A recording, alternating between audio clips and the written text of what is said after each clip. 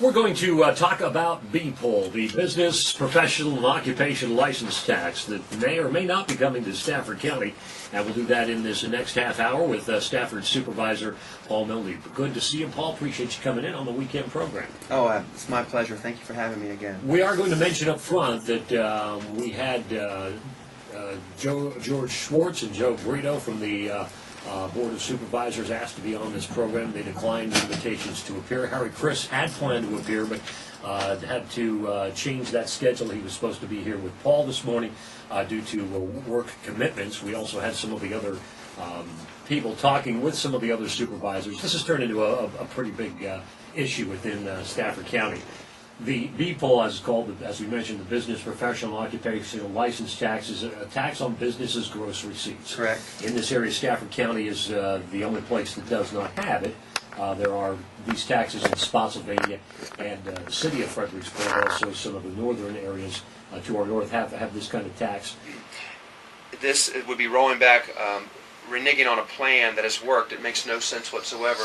The money that we are realizing in increased revenue from businesses because of the growth in businesses far outweighs the few $1 million that might come from this if we try to tax these businesses. It doesn't add up. This will cost us money, not net us money. How? Because people, whenever Fredericksburg, we've all read about Kalahari. It's a good example. Whenever a county or a city wants to bring a big player, business to the area that will pay high wages and produce economic benefit, the first thing they do is negotiate away the BPOL. The taxes, the 10 or 20 years of taxes that were given up back to Kalahari, those were BPOL taxes. And you see that repeatedly. Our Stafford County has a standing rule that if it works to bring in one business, then it must be good to bring in all businesses. And so our plan that really Tim Baruti is our economic development head, works for the county. He doesn't have a open position on this because he's an employee. But since 2002 to 2005, we have seen an increase in revenues to Stafford County's coffers per year. From in 2002, this is from businesses, just generated from businesses, $32 million in 2002. $38 million in 2002 has increased to $62 million at the end of this month, or the end of this fiscal year. So in a 5 or 6 year period, you've seen an increase of 65%, and that's annually. So that increase, it'll be even higher next year. We are bringing in more new, good jobs to Stafford County. And what you're trying to say is you don't think these jobs would be coming if there was this tax? Not as quickly. Sure, people are going to come here. Businesses are going to grow like they do in our neighbors, but we're beating all of our neighbors that have BPOL. The argument that our neighbors have BPOL, why shouldn't we have it, is really a bad argument when you consider the fact that we're doing better than them. They envy our job creation and wage growth. Our neighbors would love to have the conditions that we experience now, and I think it's because we don't have BPOL. It's the only advantage we have. If you ever liked this tax, or even wanted to have a dialogue about it, and thought it was it could be a good idea at some point, almost everyone would have to agree this is not the right time to do this. The taxpayers aren't asking for this. We're not even sure where this is coming from. Right now, we just raised taxes on businesses. Last thing we want to do is hurt our growth in businesses. The only break we get from residential property taxes are from what the business is picking up 30% of the bill right now in Stafford County. A whopping 30% of the bill. $62 million this year they will contribute in taxes to Stafford County schools and parks and rec and fire departments. We can't afford to negatively affect that balance and hurt that type of job, revenue growth, not to mention job creation and people being able to work here and not have to commute to Northern Virginia, and wage growth and things like that. There's just no good reason for this right now. Paul, what do you say to board members, and I've heard this mentioned at board meetings, supporters of BPOL have said that businesses aren't paying their fair share. And I would say what I just said, which is that they are paying more than their fair share. They're paying $62 million a year this year in revenue, which is over 30% of the total amount of locally collected revenue. They don't send a single child to school, which is where 65 to 60% of your tax dollars go. They They're providing jobs. Do you know Stafford County leads the Commonwealth in professional job growth? Out of all the counties in Virginia, over 95 counties, Stafford County is on top of the list in professional job growth. Those are the kind of jobs you want. The jobs where you can get out of the rat race, get off of 95 and stay here and get a real job at a defense contracting firm or something along those lines.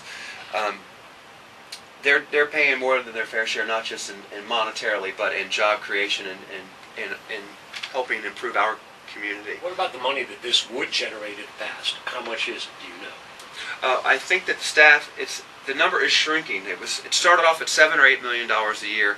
At the last meeting, the motion passed to send it to public hearing at only a 50% capped rate.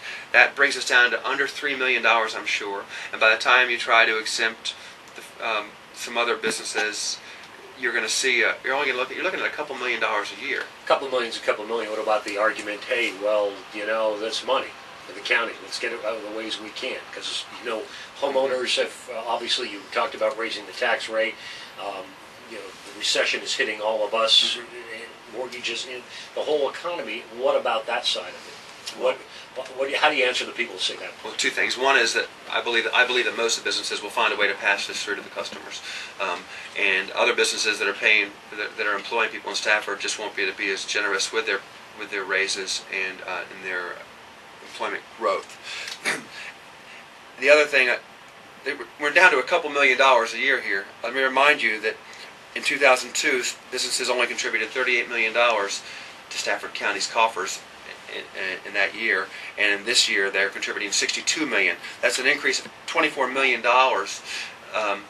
in just 5 years. That's $24 million more this year from businesses than we got from them 5 years ago. Contrast that to the $2 million we're talking about, and I'll ask you, do you really want to take this kind of a chance, especially now in a recession? Do we really want to gamble on whether we're going to negatively affect our job growth more than $2 million worth for the promise of collecting $2 million, most of which will get passed along to homeowners who can't buy gas, can't afford gas, and are having a hard time making ends meet right now? And the answer should be clearly no. I'm not sure who supports BPOL. I haven't had one single call on BPOL. I had one teacher call me and ask me if I would support BPOL. I had one email from a fellow who, as soon as I explained what I'm explaining to you to him, he said, you've changed my mind on this. It's a true story. Once you tell people what's really going on, how much money will be generated, what we've already done to businesses in the last year in Stafford County, how we have increased their tax liability by 50 to 80%, it just paints a picture that says this is not the right time for BPOL. And I haven't reminded people too that in addition to increasing commercial property taxes by 50 to 150%, and raising the tax rate, if you are unfortunate enough to own a business, a commercial piece of property on Route 610 or Route 17, we also added another new tax to you in the last year, another 6 to 8 cents on your tax rate for those particular transportation service districts. So those people would not be exempt, right there. No, you can't. No, they would not be exempt. You just can't keep taxing businesses like this in such a short amount of time and expect them to be able to prosper or to feel at all like we are partners with them in trying to build a better Stafford. This is just a horrible idea.